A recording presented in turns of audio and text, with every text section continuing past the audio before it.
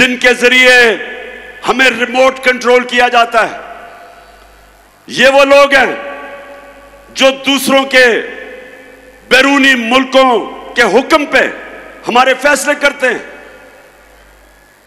ان میں اتنی جرات نہیں کہ جب روس ہمیں سستا تیل بیچ رہا تھا، جب میں روس گیا اور انہوں نے ہمیں سستی گندم بھی دینی تھی، سستا تیل بھی دینا تھا، انہوں میں جرات نہیں تھی کہ ان کا جو آقا ہے، جنہوں نے ان کو پر بٹھایا، جو امریکی سازش کے تحت آئے کہ کہیں امریکہ نہ ناراض ہو جائے، لہذا میرے لوگوں کو مہنگا ترین تیل، ڈیزل، پٹرول اور اس کی وجہ سے بجلی،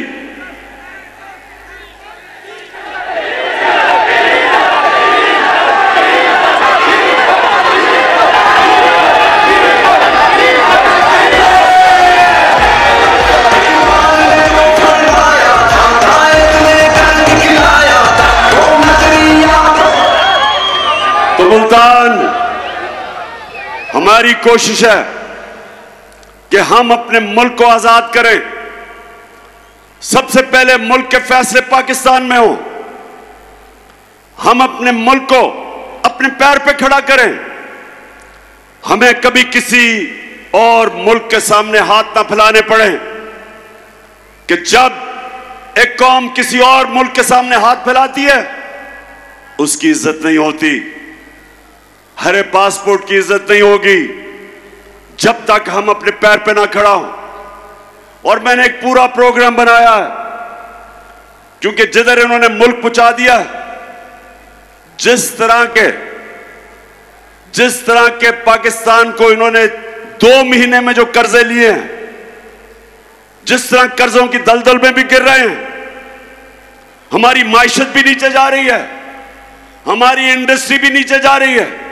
ہمارے کسانوں کے لیے جو بھی شاہ محمود قریشی نے بتایا کہ کتنے برے حالات ہمارے آج کسانوں کے ہیں. ٹیوب ویل میں ڈیزل، اس کی قیمت اوپر، بجلی وہ دگنی سے بھی زیادہ. تو جو کسان کے پاس پیسے، اس کے خرچے اتنے چلے گئے ہیں کہ وہ اپنی زمین کے اوپر پیسہ نہیں لگا سکتا. انڈسٹری جب بند ہو گئی، بے روزگاری بڑھ رہی ہے. جو ہم نے دنیا کو ایکسپورٹس کر کے اپنی دولت میں اضافہ کر رہے تھے، یاد رکھیں ہمارے 3.5 سال میں پاکستان کی سب سے زیادہ ریکارڈ ایکسپورٹس ہمارے زمانے میں تھی. سب سے زیادہ بیرون ملک نے پیسہ پاکستان میں ہمارے زمانے میں بھیجا. سب سے زیادہ ٹیکس اکٹھا کیا ہم نے کیا. ہمارے زمانے میں 4 جو بڑی بڑی فصلیں تھی، تاریخی ان کی پیداوار تھی. کسان کے پاس تاریخی پیسہ گیا. کسان کے پاس جو اس کی آمدنی تھی، کبھی کسان کو اتنا پیسہ نہیں ملا جو ہمارے آخری 2 سال میں ملا. اور اس کے علاوہ ہم ہیلتھ کارڈ لے کے آئے کہ اس کے IMF کے پروگرام میں ہوتے ہوئے ہم نے اپنے فیصلہ کیا کہ ہر خاندان کو 10 لاکھ روپے کی ہیلتھ انشورنس کسی بھی ہسپتال میں جا کے اپنا علاج کروا سکتے تھے. اور یہ احساس پروگرام، ہیلتھ کارڈ، پھر کامیاب پاکستان میں سود کے بغیر قرضے، نچلے طبقوں کو ہم نے پورا پروگرام تھا کہ گھر بنانے کے لیے سود کے بغیر قرضے. اور یہ تب جب کہ ہم بھی IMF کے پروگرام میں تھے. تو میں آج یہ کہنا چاہتا ہوں کہ وہ جو ملک اوپر جا رہا تھا، ایک سازش کے تحت انہوں نے ہماری گورنمنٹ گرائی. اور جب سے یہ حکومت آئی ہے، قیمتیں آسمانوں پہ، معیشت زمین پہ. اور میں آج آپ کے پاس اس لیے آیا ہوں کہ ایک تو ہم نے ان سے اپنے آپ کو آزاد کرنا ہے.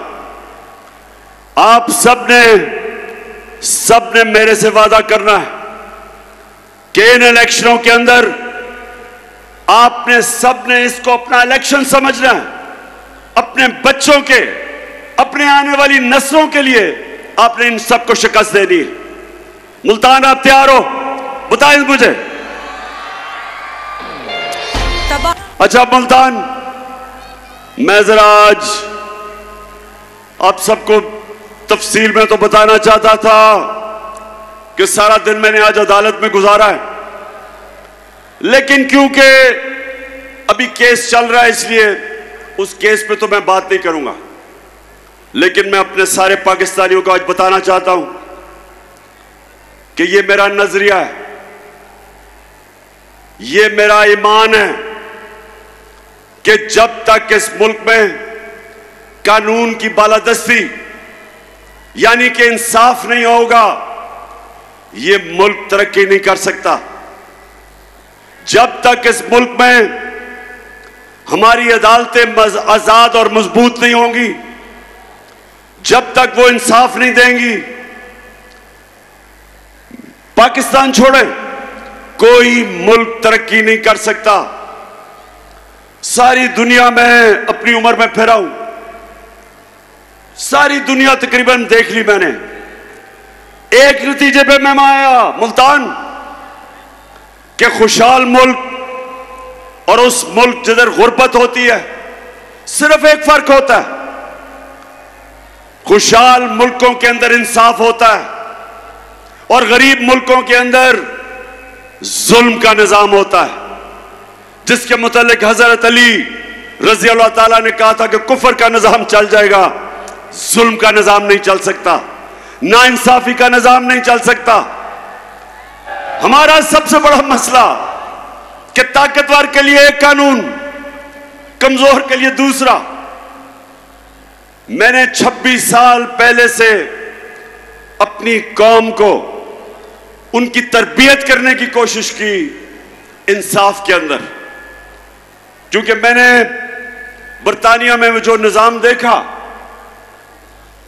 اس کی سب سے بڑی کامیابی کی وجہ یہ کہ وہاں انصاف کوئی قانون کے اوپر نہیں، طاقتور کے لیے بھی وہ قانون، کمزور کے لیے بھی وہ.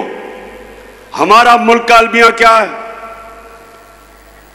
مجھے ابھی بھی مشورے دیے جاتے ہیں کہ عمران خان تم اپوزیشن کو ساتھ ملا کے چلو.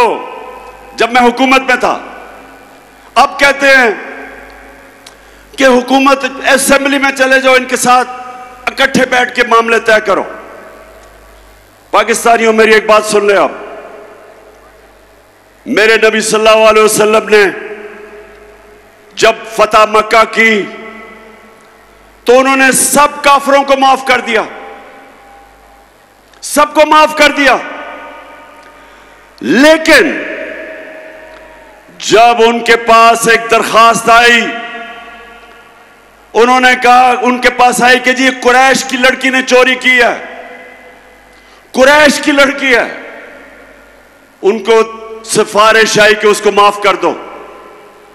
آگے سے انہوں نے جواب دیا، جو سب سے رحم دل انسان، رحمت للعالمین، دنیا کے لیے رحمت بن کے آئے تھے، انہوں نے کہا ملتان کہ میری اگر بیٹی بھی چوری کرے اس کو بھی میں نہیں چھوڑوں گا، اس کو بھی سزا ملے گی. یعنی قانون کے اوپر کوئی نہیں.